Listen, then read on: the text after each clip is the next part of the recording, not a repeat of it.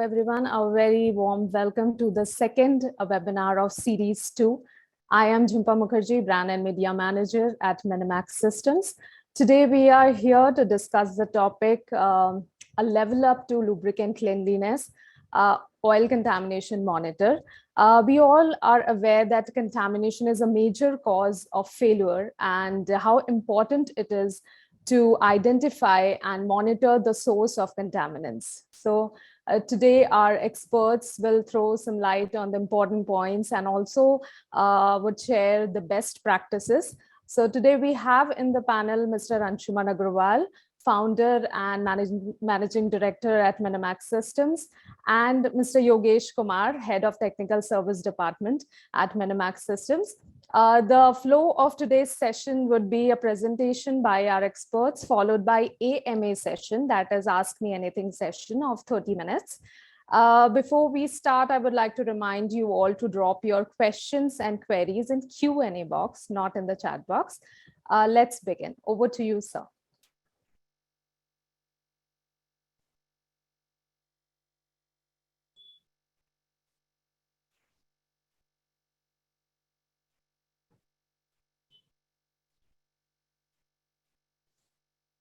Hello everyone,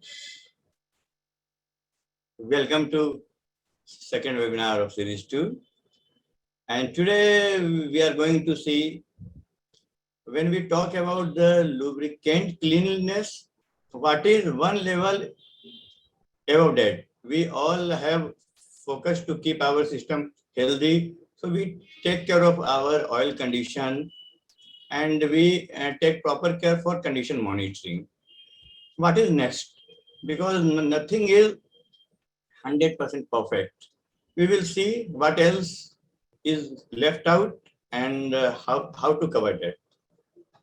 Next slide, please.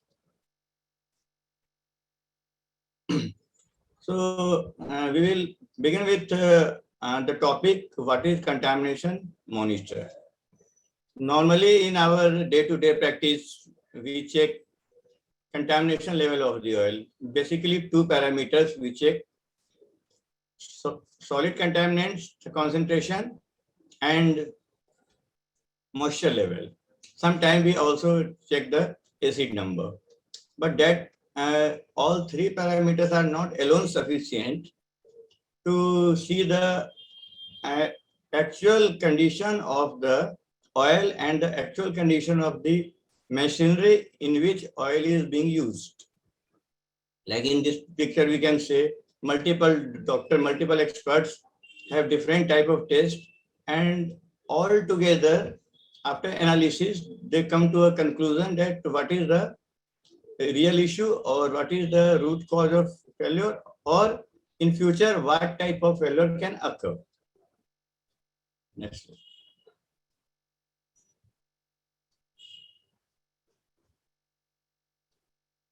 So normally what we see the oil just visually, and we find that oil is looking good, so it seems there is no issue with the oil. So this is kind of guesswork. When we do in-depth analysis, then some number, some fact and figure comes out, and based on those numbers we can predict and we can analyze the real-time issue. Like by wear debris analysis, we get the composition of each element in the oil. So by seeing those components, we can say what type of wear is taking place inside the machine, whether it is due to high friction, or this is due to fatigue or the tree failure. What type of failure is going to happen or already propagating into the system. So we have to shift from guesswork to fact and figure era. Yes. Now it comes why we focus so much for the oil conditioning. Because most of the breakdowns, if we see at the root level, oil will be culprit. but oil is not the culprit. Oil contamination is the culprit. So when we do real condition assessment of the oil, we can define the course of action, whether we are doing over lubrication or the equipment is under lubricated or lubricant itself is not properly maintained. So by seeing the course of action or by deciding the future plan, we can avoid upcoming breakdowns.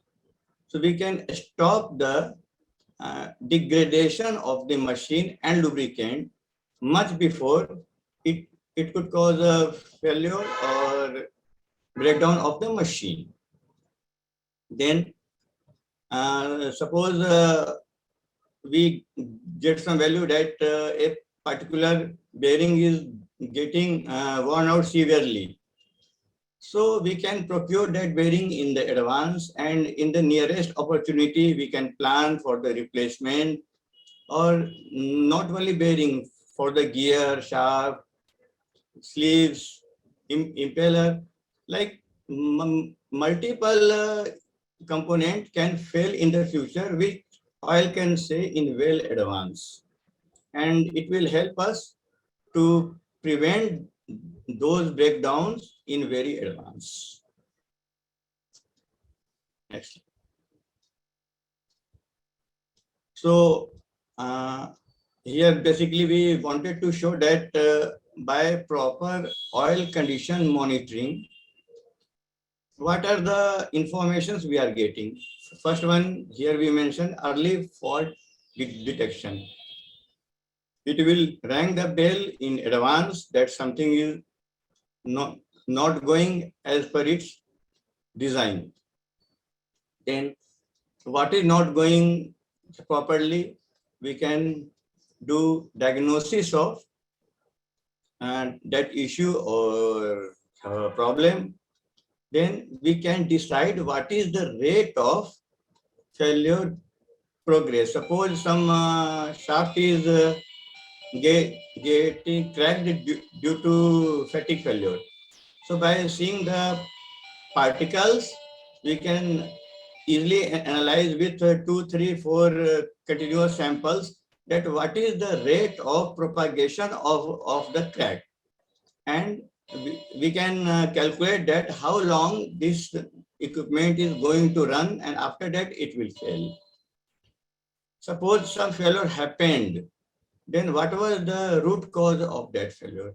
That can be easily checked with oil analysis.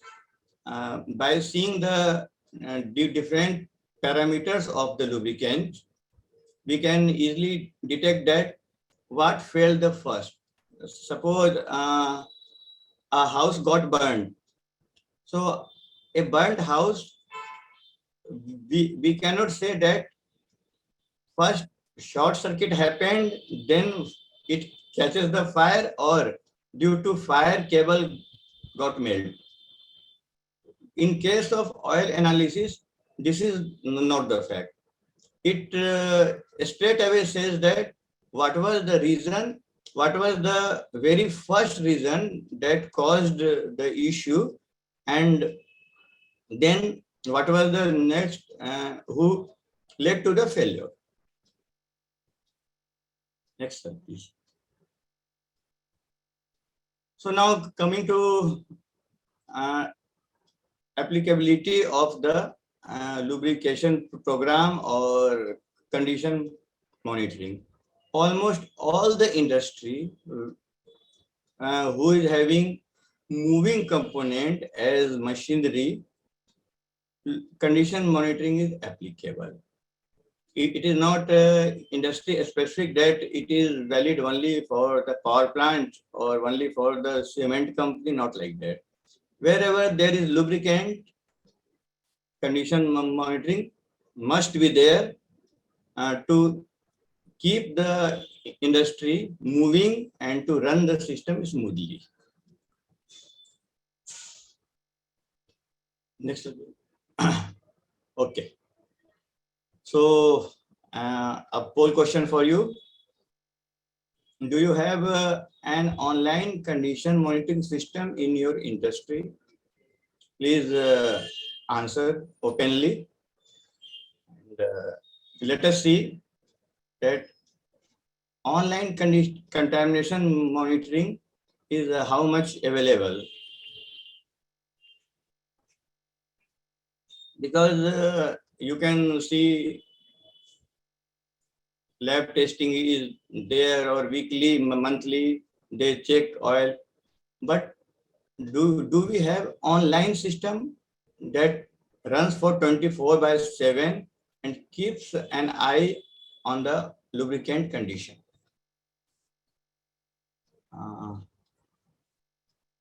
Okay, so only 37% of the industry people said yes, and 63% said no.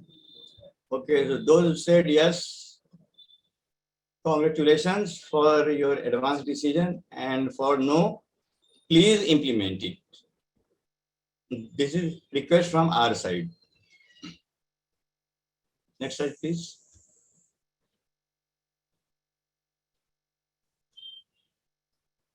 Yeah.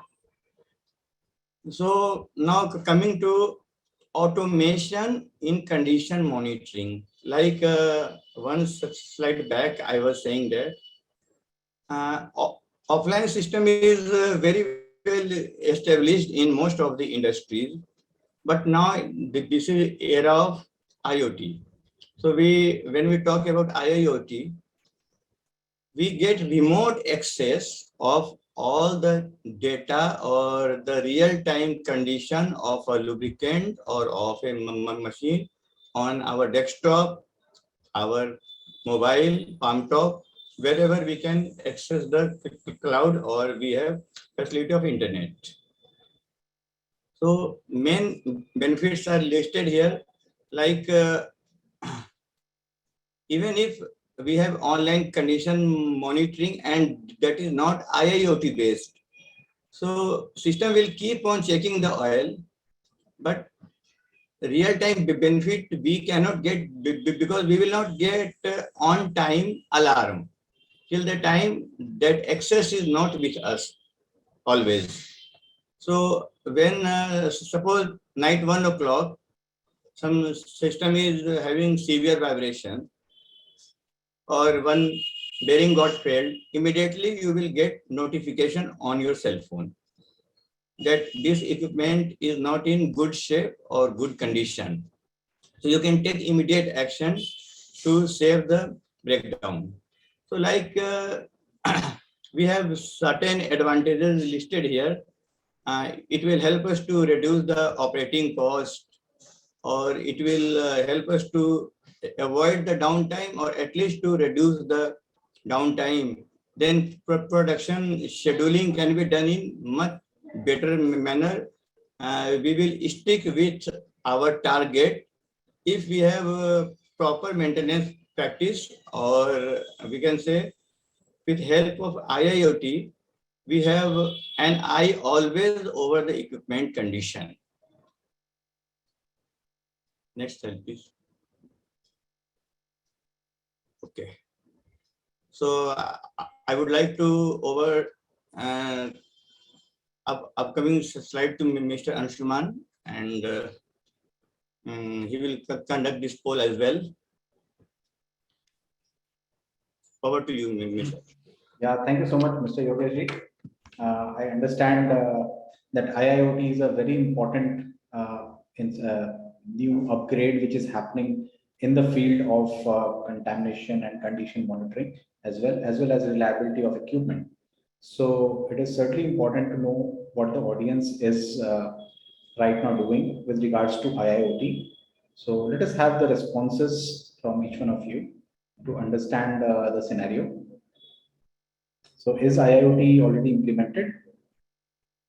Yeah. So I do understand that right now IIoT is a very nascent stage, and that's why the response says around 51% people have accepted the fact that IIoT has not been implemented yet.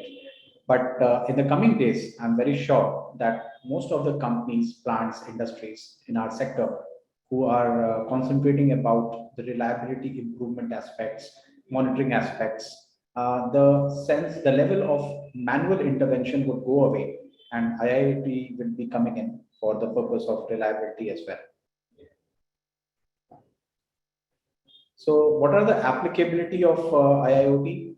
First of all, the benefit is the hard wiring or the cabling that will go away.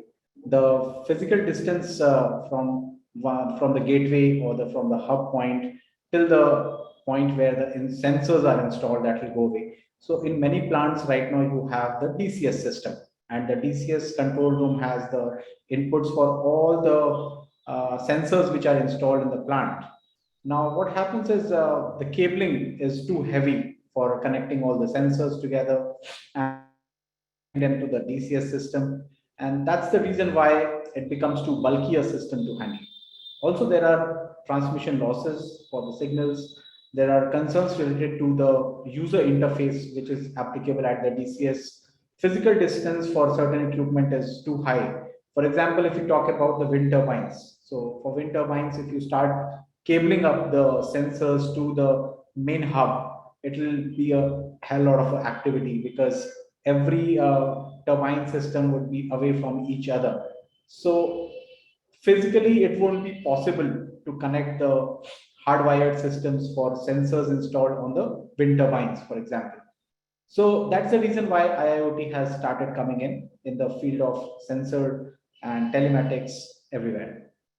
The working environment is kept totally separate than the data fetching and the analysis team, because now once it is in the IIoT, it's on the cloud. So you can work from any geography. So you might be having a plant in isolated locations of the country or the globe, but at the same time, you can have common teams like a shared service. And that shared service team would, if you have multiple plants across the geography, that shared service team of reliability and analysis of the condition of various machines and various assets, they can combine the data together, they can analyze it, and then they can give their responses. This also can happen using machine learning and artificial intelligence activated softwares. The data which you feel is an outlier data, those certainly can be ignored while you are handling with IIoT. Now, why is condition monitoring so important? So it is all about foresightedness. With condition monitoring for the lubricant, you can actually understand a possible failure much in advance. I understand a lot of companies implement reliability practices with regards to measurements of vibration, measurement of thermal, measurement of ultrasonics. But if you do contamination monitoring, contamination measurements for solid particles, especially, so they are the first point of detection where you can understand that a lubricant is going to get contaminated. There are getting additions of solid particles, impurities, which are getting generated from various wear and tear actions in your equipment. Wherever there is rotary movement or translation movement, sliding friction, everywhere wear and tear particles are getting generated. So when you buy or a fresh lot of lubricant from the best of the companies or the regular lubricant suppliers, you fill the equipment with the new oil. Many lubricant companies and many OEMs perform flushing activity. When they install the equipment, when they commission it, they perform flushing. And after flushing, when the first fill is done, they bring down the contamination level to a certain acceptance level. However, when you start the equipment and you don't have the right equipment for conditioning of your lubricant, the contamination is going to rise because the regular filter arrangement, which is supplied by the lubricant system provider, those filters are not so competent enough to handle the fine lubricants. And these fine lubricants are the cause of major breakdowns in your lubrication system, in your hydraulic system. And that's why these 80% of the breakdowns which happen in your systems is related to the lubricant wear and tear contamination getting added up. So unless we understand what are these contaminants, what are these wear and tear particles, what is their level, how are we going to resolve it? And that's the reason why the contamination monitoring, the condition monitoring of the lubricant becomes extremely important for us. Once we have understood about the level of contamination, especially the solid contamination in your fluid, that would give a gateway to us and would give us enough clues of what might be going wrong. For example, the next stage of contamination measurement is wear debris analysis. So with that wear debris analysis, you can actually perform the elemental analysis also. You can understand the shapes of particles, the sizes of particles, the material of construction of particles. That would give you an easy interpretation of which component of your equipment is failing the maximum. So possibly if you are having in your wear metal analysis certain elements in a higher number or in a higher ratio, you would always relate it to those parts where that particular wear metal is in abundance. For example, if you find the copper metal coming up too much, then you easily understand which are the parts which comprise of copper alloys, and possibly those parts are getting the highest wear and tear in your lubricant and in your entire lubrication system. So possibly you can go out and you can do some kind of overhaul activity or breakdown maintenance activity there. You can do some kind of PM, and under this Preventive Maintenance Act, you can possibly change the parts. You can identify what is going wrong, why there is so much of friction. Possibly the lubricant is not serving its purpose. Maybe there is some alignment mistake. So multiple reasons lead to heavy wear and tear in your rotating equipment. And once you have done the contamination measurement and contamination monitoring, you can actually understand what is the source of that contamination. And that is why the monitoring becomes very important. Now, coming to the contamination monitors. So there are multiple types of monitors. As we understand, every sensing technology, every device which does an analysis, there is a manual and an automatic vertical. So the manual means it can be done in an online as well as an offline manner. And when it comes to online, it can be done on an on-site basis. The offline tests can be done in either an in-house laboratory at your plant, or it can be sent to a third party. The automatic contamination monitors, they are online in nature. They can have a local display as well as they can have an IIoT-based transmission of the data to the cloud system. So the types of contamination monitor is very important to be known, because this would enable us to understand which is the most feasible option for our plants and for our application. For example, if we have a number of equipment in our asset, maybe we are a plastic molding manufacturer, or we are automobile parts manufacturer, or maybe we are some mining or construction fleet handling company, and we have a maintenance department for that. So when we have number of equipment in our fleet, it becomes very difficult to install online measurement tools on each of the hydraulic power packs or each of the lubrication systems. Practically, it won't be possible to do that because the costs would actually exceed the overall cost of the lubricant.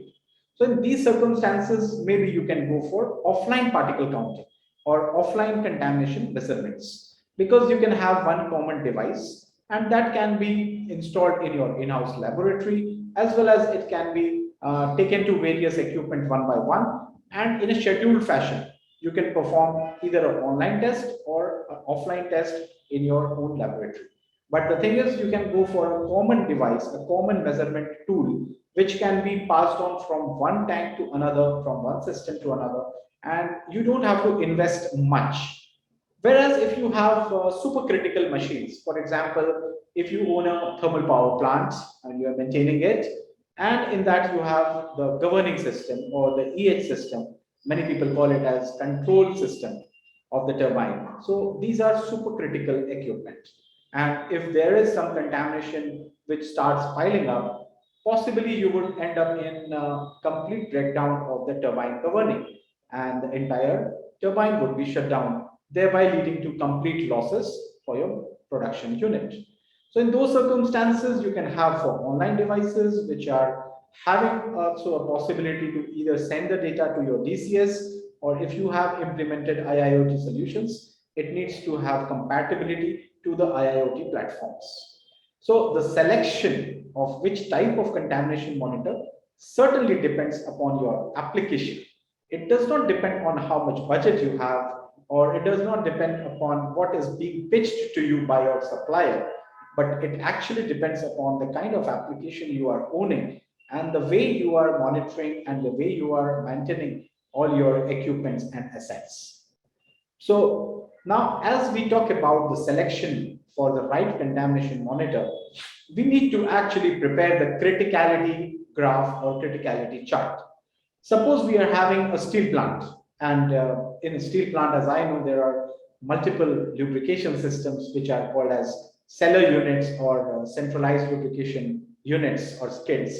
Then we have multiple hydraulic units, which many times are not centralized, but it would be decentralized, multiple discrete hydraulic power packs distributed all across your multiple plants of the steel manufacturing unit. So here we need to actually form a pyramid structure of criticality of various equipment in various sheds and various manufacturing plants. Once we have done that, we can identify which is the first 5% or first 10% of criticality, where we could go ahead with the online particle counting, and we can have online contamination monitors, which can give you real-time analysis, because even a slightest of trend going towards the contamination range of a higher dirtiness, that would lead to a super high breakdown for you, super critical breakdown, so which you don't want. And that's the reason why you can go for online contamination measurement for the first 5 to 10% of your equipment.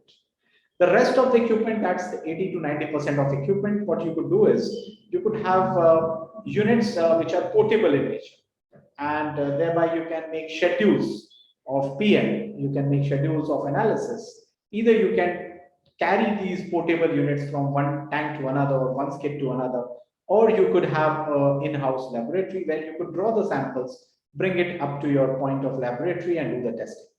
Now, whether you do an online intermittent testing or you do offline intermittent testing, the very important factor is to handle the sampling. If the sampling is done in an offline sampling, in an offline method of testing, where you collect the samples and then you take it to your laboratory, the chances of additional contamination from the environment is very high. And that's why we recommend you to go for online portable measurement of contamination, where you can have these contamination measurement units, which are portable in nature, which are also working as online contamination measurement units. They can be taken from one skid to another, added or hooked on to the pressure points of your lubrication system or hydraulic system, and they can give you the direct results. They even have printout facility, they have storage facilities, and they can really give you a good trend in future if you can manage it for all your equipment. You can have a tagging system, and under the tagging system you can have a common software which can serve you the trend monitoring. Also, it can store the data for you. The relevance of contamination measurement also is very important to be understood. We cannot go ahead with the contamination measurement for fluids which are not so critical or which do not require any contamination measurement. For example, if there is an open girth gear application where we know that it is open to the atmosphere and the environment, and the lubrication also is very rugged and rough and tough. So in those cases, the relevance is totally not there. We don't talk about NAS class or ISO class in those applications. And that's why there is no relevance to do a contamination measurement in those. Whereby you can also go for mechanical impurity measurement instead of NAS measurement. So you need to go for the right equipment at the right place with the right application. The actionable team who will be actually performing your tasks, so it depends upon that team as well, where all you have a team who can serve the purpose of expertise in terms of performing these acts. So if you have a third-party service provider who can actually go ahead doing it, that is very important. If you have an in-house team for doing all the maintenance activities, many high chances are there that they will miss out on the important ones, and they might be busy with their daily schedules of maintenance handling activities, their breakdown handling activities, and possibly they will miss out on a scheduled fashion of contamination measurement and condition monitoring. So it is better to have a team which is earmarked for doing that. Either you can have a outsourced company for doing it and service provider for doing it, or you need to have a specified team who don't have any other task but to perform this contamination measurement. And last but not the least, as the management is very much important here, we need to understand whether the financial justification, economic justification or feasibility is there or not. Because we might go ahead with multiple proposals technically, we might go ahead with proposing to the management such high-tech technologies and high-tech solutions. But is it going to make any sense when it comes to business, earnings, profitability for your organization? So for that reason, we need to have a trend of how the breakdowns have been happening in the plant, what kind of lubrication reliability concerns we are having in the plant. Do we have major breakdowns which might lead to production losses for our company? Do we have situations where the reliability led into a scenario where you don't have spare parts or where you don't have alternate equipment which can be kept as a standby? And in those circumstances, you might be leading to a situation where you lose a lot of production time. So of course, when you draw a criticality graph for all your assets, you understand how your entire production is dependent upon the reliability of your equipment. So that is the way how you do the cost justification.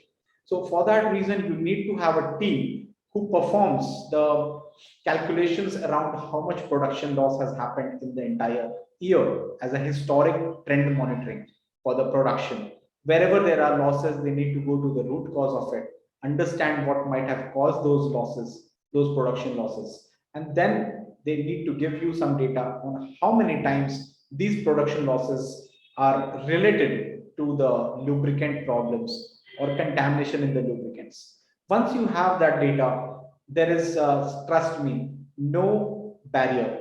You don't have to convince your management with regards to your budget approvals. Once you have the historic trends with yours, once you can present them that so and so period, we have been spending so much of cost in terms of change of parts, this much of production loss has happened, which was led to because of the contamination in your fluids. I'm sure there would be no single management in the world who would pass on any barrier to it. Coming on to the products and the type of equipment which are normally used for the measurement. So this is one unit which is enabled for particle counting in an online fashion. This is a packaged unit which can be used in super dusty and polluted environments as well, because it's totally covered unit. It can do a lot of measurements together. It has a touchscreen user interface. It can do the trend analysis because it stores the data in it. It has got a contamination monitor, and that contamination monitor keeps on recording the contamination, the solid particle contamination. It also records the moisture contamination in it. Now the standards which are world standards which it follows. So it follows the ISO 4406 standard. Later on we'll be talking about that as well. What are these standards? Then there is the NAS 1638 standard, the SAE standard, and the Russian standard GOST. And there are many more standards which it can deliver. So these are the most common standards which we find in the industry. This equipment is very much applicable for those. It has a very large storage capacity because it can store the data, whatever it's getting collected, and it can be connected wirelessly. That's the biggest advantage for such an equipment, because it has a device which will start connecting to the gateway, and it can pass on the information directly to the cloud. Of course, the hydraulic connections need to be done, but when it comes to passage of the data into your cloud system or IIoT system, that is something which it can do without the wires. Now, when we do the analysis of solid particle contamination, the number of channels, what does it mean? So here we have mentioned it is an 8-channel contamination measurement device. So 8-channel means there are 8 sizes of particles which this device can measure. So there are sizes like 4 micron, 6 micron, 14 micron, then 21 micron, 25 micron, 38, 50, and 70 micron. So these are various sizes of particles which this device can measure. It uses principles of LED blockage. It uses principles of laser blockage. So these are the electronics behind these devices. There are multiple companies in the world who provide contamination measurement tools like particle counters and laser particle counters, LED particle counters.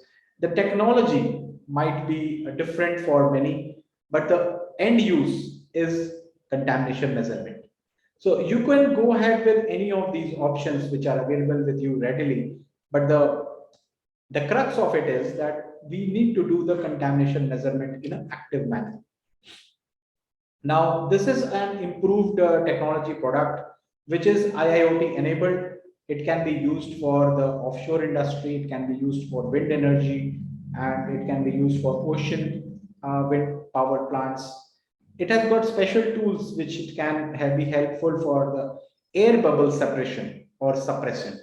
So whenever we do the particle counting or contamination measurement, we do want to remove the effect of air bubbles. You might have heard from many manufacturers or users of contamination monitors that air bubble is serving as a negative factor when it comes to giving the right information about contamination levels. So these air bubbles need to be removed from the system before you charge the oil or your fluid into a tool or into a sensor. So this particular equipment has got special technology for doing the air bubble or aeration suppression. And this is a tool or device which can be used in the IIoT based background. That is IIoT 4.0, Industry 4.0 applicable particle counting technique or contamination monitoring technique. And it can be mounted directly onto the equipment. It can give you the direct results through the cloud system. There would be associated softwares, and these softwares would pass on the data directly to the cloud, and they would give the right interface, the user interface to the maintenance departments and the reliability professionals. The sources, now we might be wondering what are the sources of solid contaminants and various equipment. So here I have taken a typical case of a power plant, and power plant is a super dusty environment if it's a coal-based power plant. So in that there are multiple equipment, multiple application areas where the dust is generated. So it can be a coal boiler, the coal mills, or it can be the pulverizer of the coal, and it can be the coal handling plant. Then there are a lot of dusty environments around these equipment. So that's why if you have a coal mill application or a CHP, coal handling plant application, you have hydraulic systems associated to it, you have fan lubrications associated to it, and these are highly prone to the dusty environment. So this dust can enter from the breathers, and that would be causing the solid contaminants in your fluid. Then you have the process chemical, which might be there in the compressor. Then you have certain pumps where you might be pumping the chemicals. So there are breathers in various tanks, and the breathers are provided so that the tank can breathe in and breathe out when there is a temperature variation in the ambience. Then there is improper, inefficient burning, which can happen, which can lead to some flue gases, and those can enter into the chamber of lubrication. So there are multiple reasons why solid contaminants get added into your lubrication and hydraulic systems. So we would be going ahead now towards measurement standards. So what are those standards which define how much contamination is there in the fluid? So these standards are applicable for any fluid, which is like a mineral oil or synthetic oil, whether it's a lubricant or lube oil, turbine oil, hydraulic oil, compressor oil. The measurement standards remain the same for all of them. So what are these measurement standards? Many times we come across these numbers, NAS class. Few of us call them as NASH class, few call it as NAS class, you call it as NAS. So whatever we call it, we need to understand what the theory behind these standards are.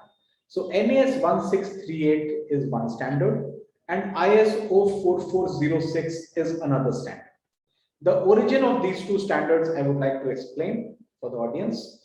NAS 1638, as I understand, it was launched by the US NASA organization, and they used it very popularly for their hydraulic systems, which go into the aviation equipment, aviation program.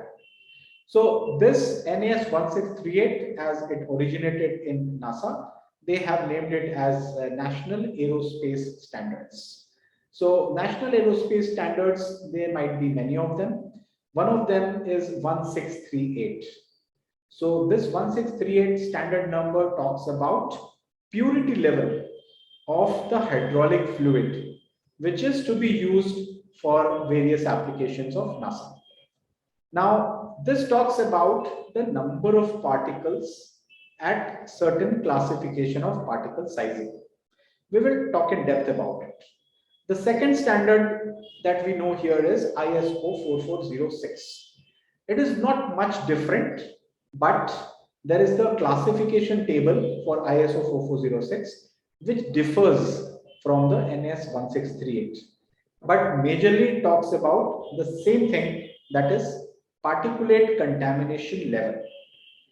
ISO 4406, as we all know, it's generated by ISO organization. So they have certain technical committees in ISO. So this particular standard also falls under a technical committee, which is known as the Contamination Control Technical Committee. And it has its headquarters in UK under the BSI. So they have formulated the standard. It gets an upgrade in certain number of years. And right now we have the latest version, I believe it's going to come in 2020. So ISO 446 2020 is the latest version. So this particular ISO standard, as well as the NAS 1638, these are two standard numbers. Okay. And what do they talk about? So what we have done in this slide is, this slide is just a summary. It's certainly not the exact standard. The exact standard we will see over in the next slide. This is just a summary. So summary is like a tentative understanding of what's these standards talking about. So let us start with the dirtiest level of oil. Now the dirtiest level of oil, which we can see here in the bottle, if we perform a patch testing means we pass the fluid through a certain membrane paper or a filter paper, and then we start enlarging it using a microscope. So you can see the microscopic effect here on the first line, and there are super dirty particles which can be seen.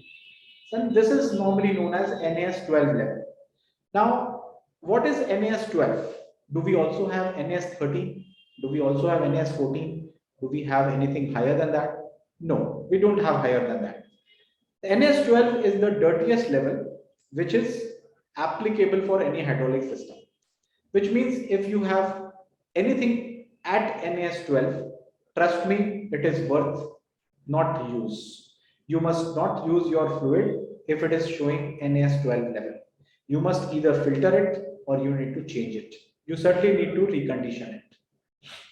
The same ISO level as an equivalent to NAS 12 is ISO 22-2017. So these are three different numbers. What they are, we'll be talking up in the next few slides. So both these levels of NAS 12 and ISO 22-2017, these are considered as the dirtiest levels. And all these standards that we are talking about, they are the cleanliness standard for the oil or for the fluid. They are not the dirtiness standard. They are the cleanliness standard. So when they are the cleanliness standard, they end at a point where the oil starts going into the dirty level, right? So that's why NAS 12 is the max that we talk about, and anything above NAS 12 is certainly very, very dirty. So they classify it as NAS 12 only. The same applies with ISO also. And this oil is certainly not fit for use, but you must not assume that you have to change the oil if it is NAS 12. We might have considered, covered these topics in past webinars also, and maybe the webinar team would be organizing similar webinars in future, where we would talk about how to handle this NAS 12 or ISO 2220 oil and how to recondition it. So today we'll reserve it, the time for just understanding what are these levels. The second level we talk about is NAS 10, and NAS 10 is a level which normally is used for heavy lubrication applications, and there are 13 lakh particles. If you take around 100 milliliters of sample, there are 13 lakh particles, or you can say there are 1.3 million particles in your oil, in your 100 ml, 100 milliliters or 100 cc of the entire oil volume. So you can see the color of the oil in the bottle, it is improving a little, and the color of the patch from black, it has turned to brown. So this is a very generic picturization what we have shown here.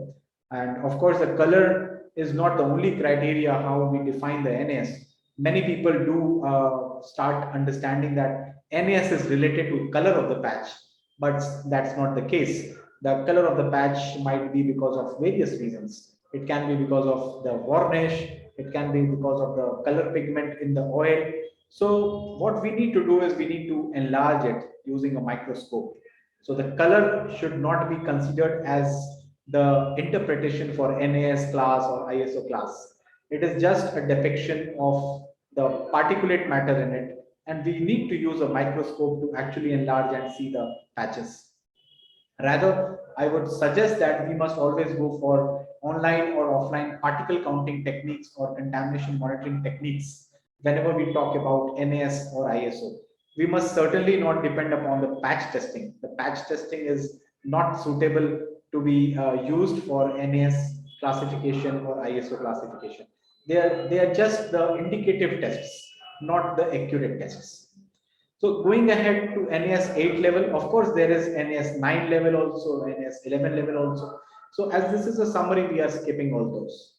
So in NAS 8 level, there are 4 lakh particles. So we have come down from 64 lakh particles in 100 milliliters or 6.4 million particles in 100 milliliters to 4 lakh particles or 400,000 particles in the 100 milliliter of oil sample. And as we go down, we are seeing that the bottle sample, it is getting brighter, transparent, and the particles are getting removed off. And even the patch, it is getting cleaner when it comes to seeing the patch through a microscope. So NAS 4 and 5, that's normally considered the most applicable standard for servo valve applications. The ISO is 141211, and the number of particles has come down to few thousands, between 25 to 50,000 number of particles. So thereby you see that number of particles is something which both of these standards are talking about. So this is what you can say, that in short, those standards of NAS and ISO, they talk about number of particles and nothing else. So this is the first takeaway, that these standards talk about number of particles. Next, we are going to classify these number of particles. So this is the elaborate classification table for NAS 1638. And this particular classification table talks about the number of particles which are classified under the sizing of the particles. So if you see the top row talks about the size of particle. So it is 5 to 15 micron particles, 15 to 25 micron particles. So when you have a particle counting device, contamination monitoring device, you can actually find the size of particle also. And that device has an automatic counting. So it can actually count the particles, see the size of those particles, classify the number of particles into various channels, and thereby give you the final result. And what this NAS 1638 does. So when you have so many numbers which have to be reported by a device and which have to be considered for your oil analysis, you would get confused with extremely high number of numbers. And that's why the standard NAS 1638 has classified them into multiple categories. So it starts with 00 and it ends up to NAS12. Anything beyond NAS12 is not reported. So certain particle counters will give you star rating, certain will give you more than 12, certain will give you some number, and that number like 15 or something, and they will say that this is depicting more than 12, possibly because more than symbol is not available in the software display. So this is all about the NAS 1638. The second standard which I can give you is the ISO 4406 standard. And this ISO 4406 standard has got again certain classifications. So what are these three numbers, 18/16/13? So these are the three classifications against three sizes of particles, 4 micron and 6 micron and 14 micron. So as per this standard, what we are seeing in front of us, 18, 16, 13, that is the classification of 4 micron particles. 18 is classification of 4 micron particles. So if we see on the right hand side, it suggests 18. 18 talks about, I'll just animate out here. So this is 18 and this is 16. And here we have 13. So these are the classifications of ISO. And this 18 is for 4 micron particles. The 16 is for 6 micron particles. And this 13 is for more than 14 micron particles. So what we understand from this ISO level of 18, 16, 13, we understand that more than 4 micron particles are how many in number? They are lying between 1300 to 2500 particles per ml. This time it is not per 100 ml, but it's per ml. So just 1 cc of your oil, 1 ml of your oil will have particles between 1300 to 2500 of the size more than 4 micron. So now that's a big number. Similarly, for particles more than 6 micron, you will be having particles around 320 to 640. And for particles more than 14 micron, you have per ml between 40 to 80 number of particles. Now these numbers are in per ml of oil sample. Just extrapolate it to your oil tank volume. If you are having a hydraulic power pack of around 2000 liters or 500 gallon, or maybe if you have a lube oil system of around 50,000 liters, so this will get extrapolated, and just imagine how many millions or billions of particles your entire volume of oil would have. So the analysis of either ISO or NAS gives you multiple interpretation points. It can give you an understanding of how dirty your oil is or how clean your oil is. It can give you an understanding on how you can actually handle it and how you can purify your oil. It can give you an understanding of what size of filters or what size of purification you must go ahead with. As we talked about the sizing of particles and number of particles. So when you see the reports, now you don't just go and see the number which is mentioned against ISO or the NAS. You go ahead and also see how many number of particles are there in what classification of size. And based on the classification of size, you can take decisions on the type of filter you have to go ahead with, the micron rating of the filter you have to go ahead with. So that's why a detailed contamination measurement and understanding is very, very important for our application. So probably we'll be ending up our standard presentation here. Before we go on to the Q&A session, which is, I know, very exciting. I can see a lot of questions already you guys have asked up. We go ahead with this poll question. Were this discussed technology and information exciting for you? And you have certainly gone into understanding and awareness to one level up. And it would be very good for us to understand this feedback from you guys.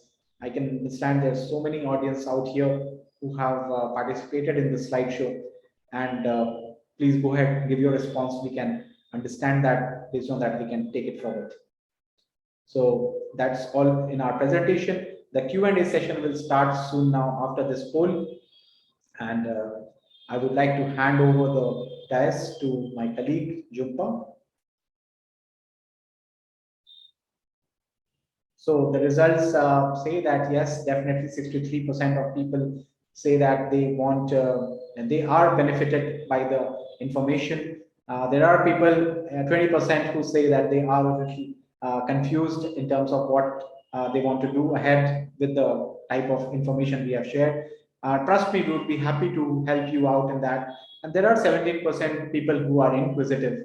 They have many questions. So I understand that would be a very exciting Q&A session ahead. Over to you, Jhumpa. Thank you so much for sharing the time with me.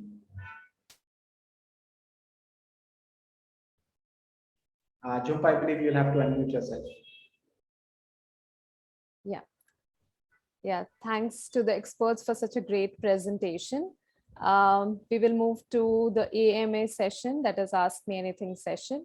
Before that, I would like to announce the next webinar, which will be on 19th May, which will be on oil degradation, monitoring varnish and fill for life. And you'll get the registration link in the chat box. You can register for our upcoming webinar right away, clicking on the link in the chat box.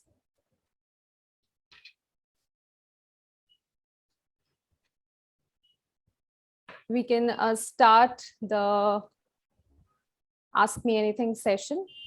Before that, I would like to request our experts to please switch on the cameras and unmute themselves.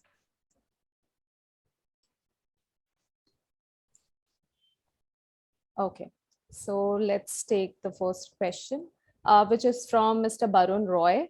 Which test is more reliable for turbine oil, NAS or ISO method, and why? Is it possible to monitor lube oil parameters from remote area in real time? Yeah, so that's a great question with regards to the turbine oil contamination measurement or cleanliness measurement. Thank you, Mr. Barun. So the tests are not different. The test remains the same. The standard of reporting changes. We need to understand that NAS 1638 and ISO 4406, they are not the test. They are the reporting standards. There is a difference between testing as well as the testing procedure and the reporting standard. The testing procedure, interestingly, remains the same for both of these standards. And the testing procedure is what? The testing procedure is to draw a sample of oil, either in an online method or fashion, or in an offline method or fashion. And then to perform particle counting or contamination or dirt counting in terms of numbers, and then classifying them on the basis of their size in micron rating. Once that is done, once you have the numbers of how many number of particles are there for what size of particle, then these two reporting standards come in, and they just help you to classify into certain classification levels or some classification standards. Now, which is more applicable, relevant standard for your turbine oil application? So if you are handling a turbine lube oil system, it certainly depends on what your OEM is asking you to follow. So many OEMs in the world follow the NAS standards, and many OEMs follow the ISO standard. It doesn't matter which is good or which is bad, as long as you are following the oil level, contamination level prescribed by your OEM.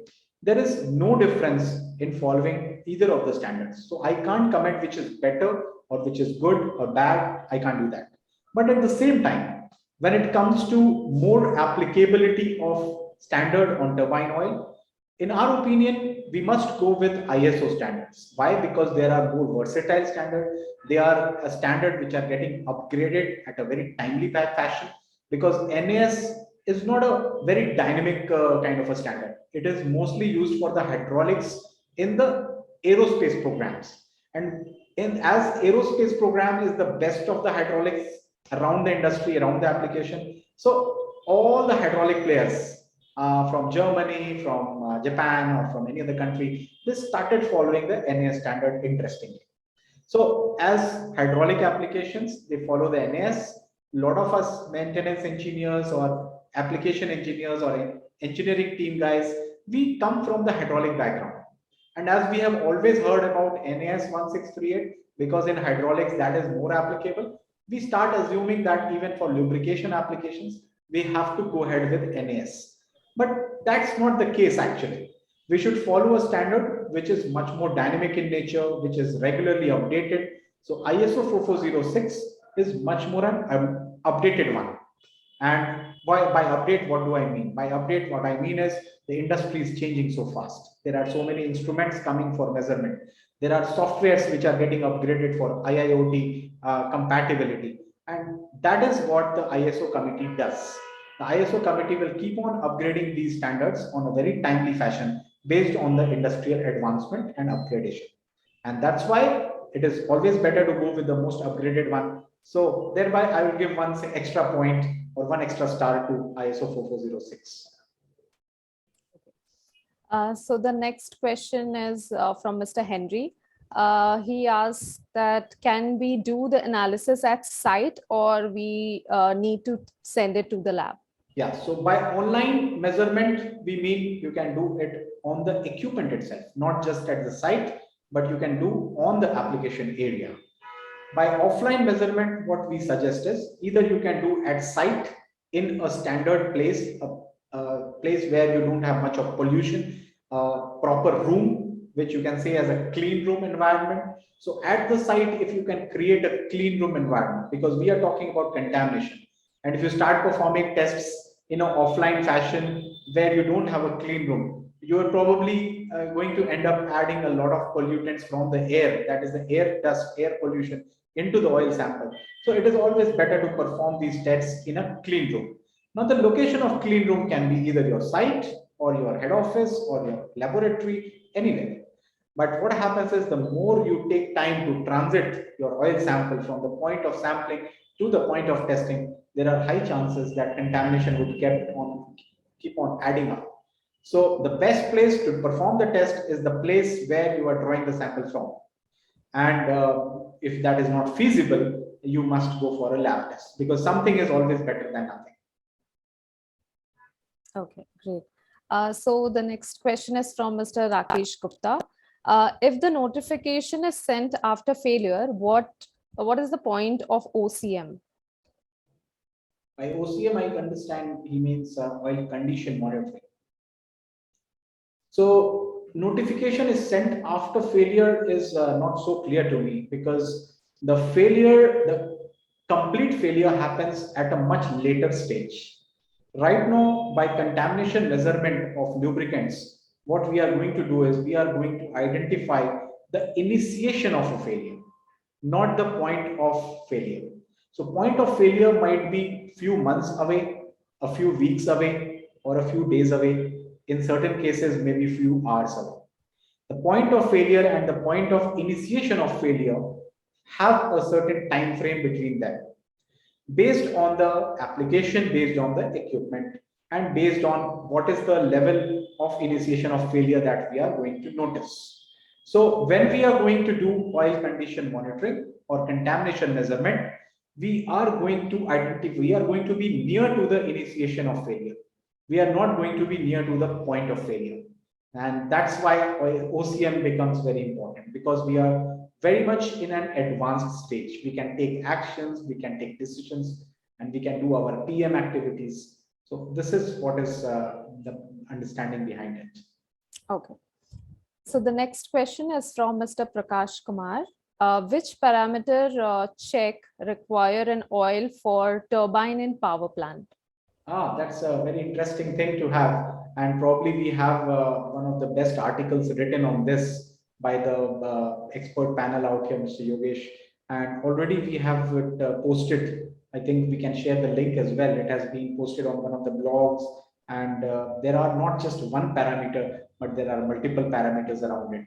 In fact, some specialized recent observations of foaming and cross-contamination, mixing of oil, these are being reported at multiple power plants of the country and across the globe. So maybe if Mr. Yogesh could share some experience in a short time about how these parameters have led to a turbine failure from some of the recent incidences which have been reported to us.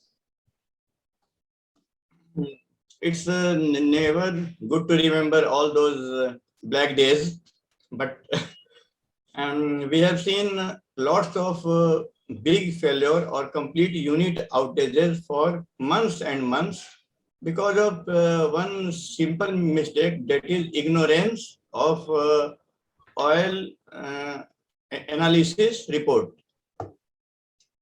So oil analysis was just giving warning for a very long time that in that particular plant they follow NS 1638. So it was around 8989, and suddenly there was a small leakage from one of the gasket. And these small leakages seems to be small, but they are more vulnerable. Because in a small area, we get very high velocity of the oil. Sometimes it is of the level of supersonic.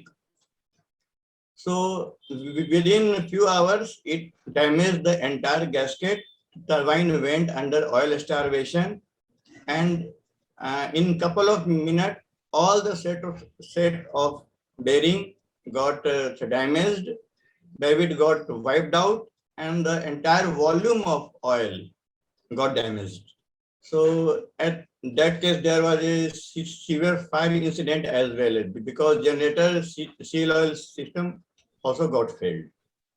So there are many incidences like this, and in upcoming webinar, one by one, we will try to take up. Why don't we have a webinar, Jhumpa, where we just talk about some cases, like 5 cases we'll pick up and how the outage happened around it, and then we can talk at length. We can have a discussion with the panel on this. Yes, Sure. certainly. Yeah. Right. Okay. So let's take the next question. It is from Mr. Bernardo. Can your online monitoring tool detect varnish? Okay, so varnish detection happens mainly with the MPC tool or a ruler test. And so far we have seen that these are offline measurement tools, but not the online measurement tools. However, I think with the advancement of various technologies, these tools can get converted to online measurement as well. But even if you do offline measurement, why I'll tell you it is not a worry point, because varnish is not something which will stop your equipment from the point of initiation immediately. There would always be a time frame between which you can detect the varnish, you can start taking action around it. It's not something which leads to an outage immediately.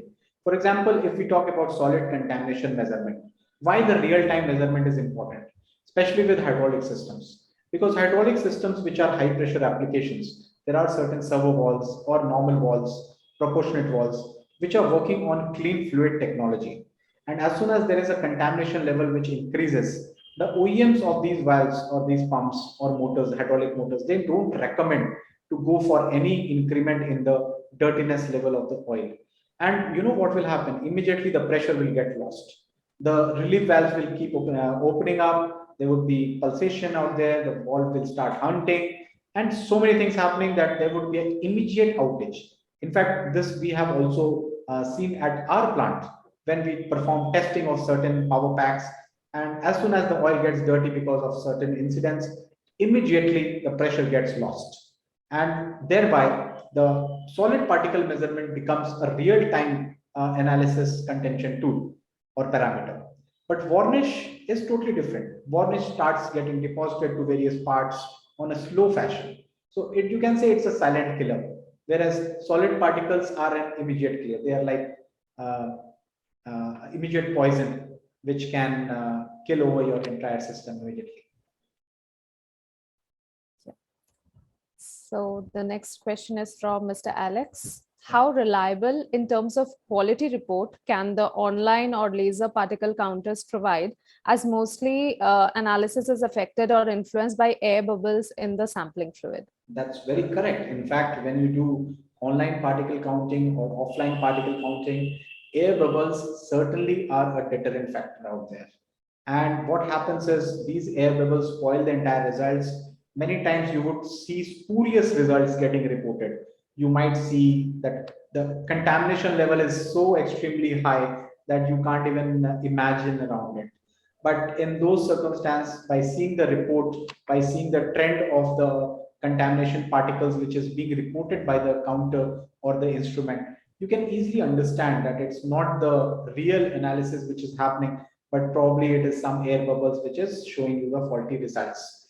How you can resolve it? So that's why we have launched a particle counting device which can remove the air bubble effect in this entire particle counting methodology, and thereby you can negate the effect of air bubbles. We are not going to subtract it software wise. We are actually going to burst out all the bubbles by mechanical methods or by hydraulically approved methods. Okay. So the next question is from Mr. Narendran. Can elemental analysis give us the size of the wear particles that are generated? Yeah, so no, that doesn't give the size of the wear particles. With regards to the size classification, it's only the NAS class or ISO class 4406 class which provides you the size of the particles. The elemental analysis is normally talking about the ppm levels of various wear metals or the additive metals or elements.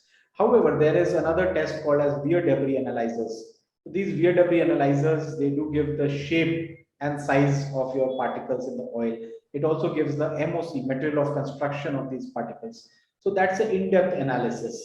But in those analysis, you don't have any numbers. It is just a subjective analysis of what is happening with the wear in your lubricant. It can also give you some conclusive evidences of where the wear is getting generated. So it's a more of like a subjective analysis rather than a quantified analysis. That is a wear debris analysis. And what you talked about, gentlemen, that is wear element analysis, which talks mostly on the ppm levels, parts per million levels. And there are certain reference values also on parts per million.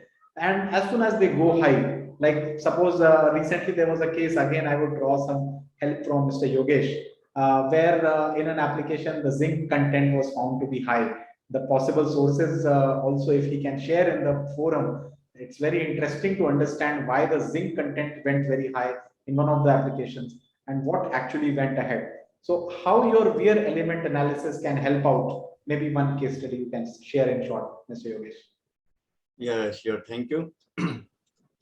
Recently, we got information that there is high foaming in the oil.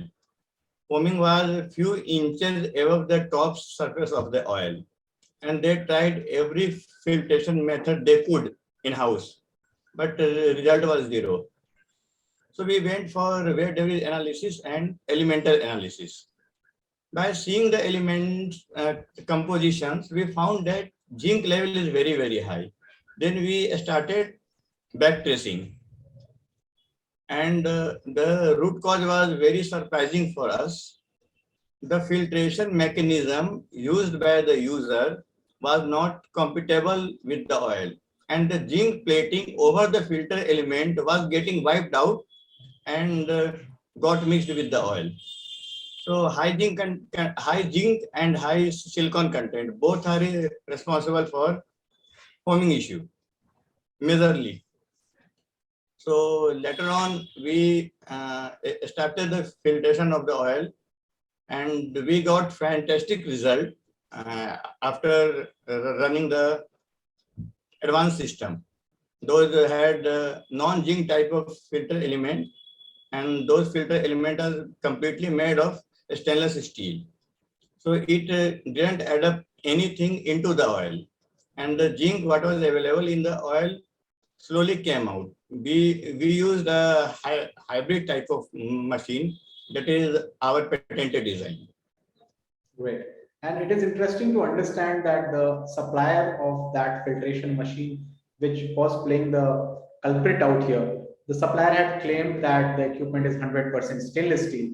And in order to deceive it or create an illusion in the eyes of the customer, they zinc plated the parts. Instead of giving stainless steel, they did some wrong methods of cost effectiveness for the client. and they offered a wrong thing out there. So it ultimately led to huge production loss. So when we are buying our equipment or any solutions, it is very important that we don't stand ignorant out there.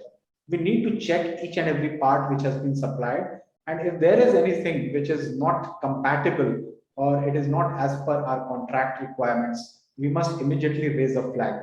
So even a small filter element housing or its cap, like it was not compatible, and it led to a situation where the entire plant could have gone on an outage. Okay, so the next question is from Mr. Rajan Chaudhary. Is it possible to measure total asset number remotely using such online system? Yeah. Yes. So for measurement of total asset number, TAN, there are devices which are online as well as there are devices which are offline. So for offline, there are tests which are neutralization tests by which you can understand the TAN number. And for online tests, there are certain sensors which can measure the conductance, which can measure the other properties of the fluid, and they can give you interpretations of how much TAN value would be there in the oil. Yeah. Okay.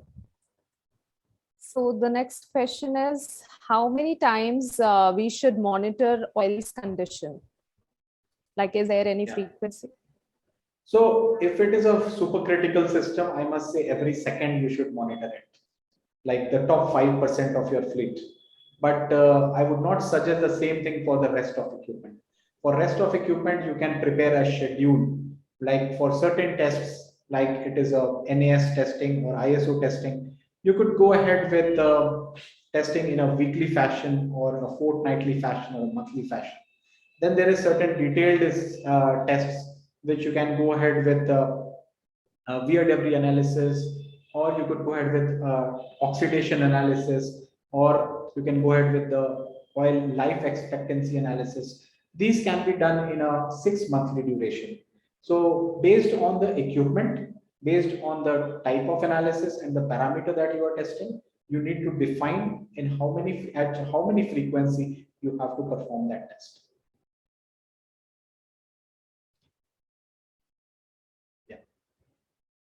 So I believe there is some network issue with our host Jumpa. So maybe we can go ahead with the questions ourselves, Mr. Yogesh. Okay. Okay, I will host. No issue. The next question is: it is possible in EH oil and HPLP bypass system oil and turbine oil system actually tank oil in turbulence flow with temperature? Any error for online monitoring? So I believe error is related to the compatibility of the test device. If the test device, as rightly mentioned here, talks about EH oil or HPLP bypass oil, typically in a turbine system, these fluids are fire resistant fluids. They are having a different composition, chemistry, and they are corrosive in nature. So if your testing device has not got the right sealings inside the internal parts which are compatible, so there would be certain leakages which will happen, and those leakages would lead to incorrect calculations. For example, these oils, they are not compatible to the regular seals. The regular seals are rubber seals and BR seals. They're not compatible. They will immediately eat away those seals. So you need to go ahead with Viton seals, and these Viton seals are applicable.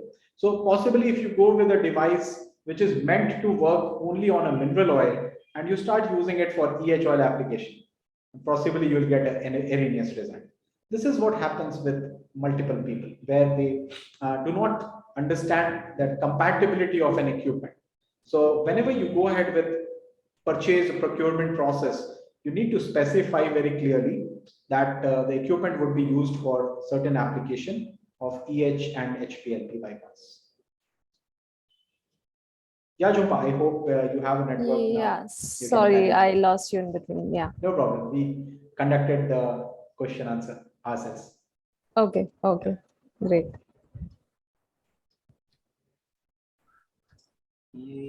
I can see one very interesting question for you, Mr. Ashman. Please go ahead.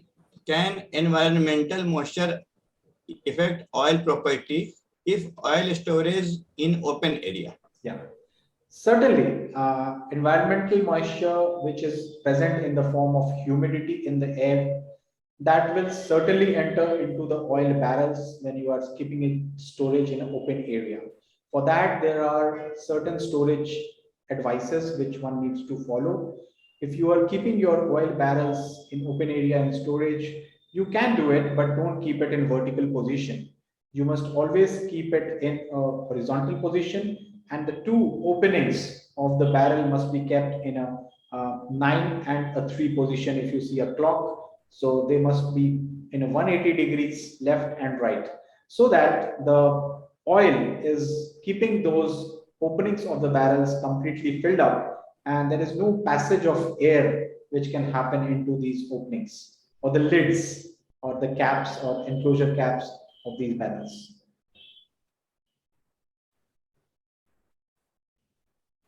Okay, the next question I can see here is, I'm not sure if it's already answered. Why is new lube oil never clean, as the ISO particle count would indicate? This is a very derogatory remark over the lubricant companies, and I would not like to comment much on the relevance of this statement, that why is not a new tube oil clean. In fact, I must say it depends upon the manufacturer from whom you are buying this lubricant. I know of a lot of manufacturers who take the care to actually purify the lubricant to the best of purity level, because we have been supplying certain solutions to various lube manufacturers, lube blending plants across the globe. And we know very well that at the nozzle point, the lube is even as good as NAS2 or NAS4 level, because that's the requirement. But the culprit is not the lube supplier, the culprit is the buyer. If the buyer doesn't have the cleanliness requirement mentioned on their requirement sheet or in your procurement contract or agreement, of course, no one would like to take that extra pain to purify it to a certain level and then supply it to you, because that's not their obligation to do. They are there to supply a lubricant which is good for performance. They are not there to offer you free of cost without premium lubricant, which is super fine in nature, which will have extended life. They're not obligated to do that. And that's the reason why most of the cases we get lubes which are not dirty, I must say, but they are very near to dirtiness level. So the culprit is not the lube company, in my opinion. The culprit is we as buyers who don't specify it to the lube company on what we want. The second reason why these oils are dirty or near dirtiness, because we don't have the right method of testing. So again, coming back to the topic of this webinar, we need to have a proper testing established at the lube filling station as well as at our receiving station. The day when we start performing the lube testing of various batches which we are receiving at our end in our storage places, that same day we would ensure that the lube companies have also become very, very aware about our stringent standards and our quality levels. So possibly we would start getting the best of the lube contamination levels. The second reason why they don't give much of importance to it as a normal or a generic supplier, why? Because it is the responsibility of the end user at the point of application, at the point of filling of the lube. You need to ensure that it is first purified and then filled out. So all the OEMs, when they suggest you fill up activity of lube into the OEM system, into hydraulic system, they mandatorily ask you to filter it first. So you must not just use a barrel pump and start filling the lube into your tanks. You must always use a proper superfine filtration system, which will be used for filling up the lubricant or a hydraulic oil into your system. So that's one of the big assumptions that all these lube companies take, that you would be possibly following the right practice. And that's why I might be sounding very favorable or partial towards the lube companies. But as they say, we are always talking about the right practical approach, and we don't want to blame just one agency around it. Okay, so let's take the last question for the Yeah. evening. Can environmental moisture affect oil property if oil storage is in Yeah, open we area? already did that question. Okay, Yeah. that is done. Yeah. Okay, So you can take another question. yes, sure.